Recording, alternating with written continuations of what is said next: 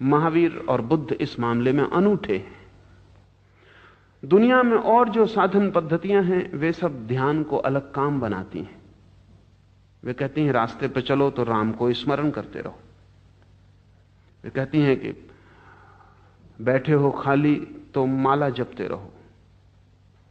कोई भी पल ऐसा ना जाए जो प्रभु स्मरण से खाली हो। इसका मतलब हुआ कि जिंदगी का काम एक तरफ चलता रहेगा और भीतर एक नए काम की धारा शुरू करनी पड़ेगी। महावीर और बुद्ध इस मामले में बहुत भिन्न हैं। वो कहते हैं ये दो भेद करने से तनाव पैदा हो, अड़चन होगी। मेरे पास एक सैनिक को लाया गया था। सैनिक था, सैनिक के ढंग का उसका अनुशासन था मन का।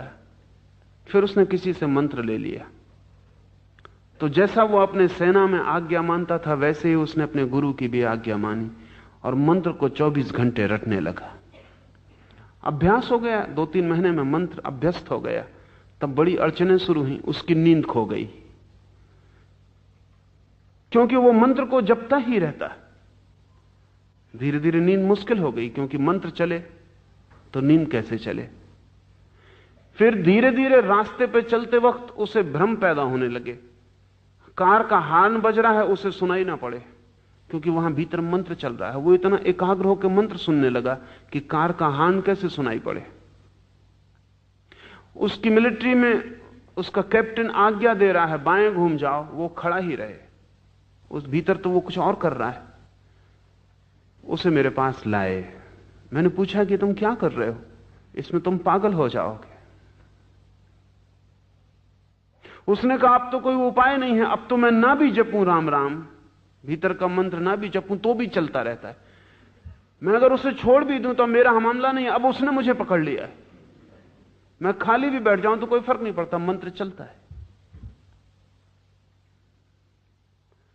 इस तरह की कोई भी साधना पद्धति जीवन में उपद्रव पैदा कर सकती है, क्योंकि जीवन की एक धारा है और एक नई धारा आप पैदा कर लेते हैं। जीवन ही काफी बोझिल है और एक नई धारा तनाव पैदा करेगी, और अगर इन दोनों धाराओं में विरोध है तो आप अड़चन में पड़ जाएंगे।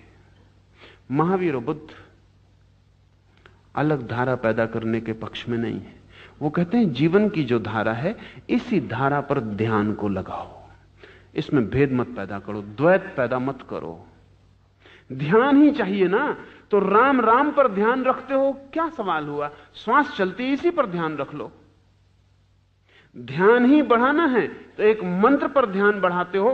पैर चल रहे हैं, यह भी मंत्र है, इसी पर ध्यान को कर लो। भीतर कुछ गुनगुनाओगे, उस पर ध्यान करना है। बाजार पूरा गुनगुना रहा है, चारों तरफ शोरगुल हो रहा है, इसी पर ध्यान कर लो। ध्यान को अलग क्रिया मत बनाओ, विपरीत क्रिया मत बनाओ। जो चल रहा है, मौजूद है, उसको ही ध्यान का ऑब्जेक्ट, उसको ही ध्यान का विषय बना लो। और तब इस अर्थों में महावीर की पद्धति जीवन विरोधी नहीं है और जीवन में कोई अड़चन खड़ी नहीं करती। महावीर ने सीधी सी बात कही, चलो तो होश पूर्वक, बैठो तो होश पूर्वक, उठो तो होश पूर्वक, भोजन करो तो होश पूर्वक। जो भी तुम कर रहे हो जीवन की क्षुद्रतम क्रिया, उसको भी होश पूर्वक किए चले जाओ।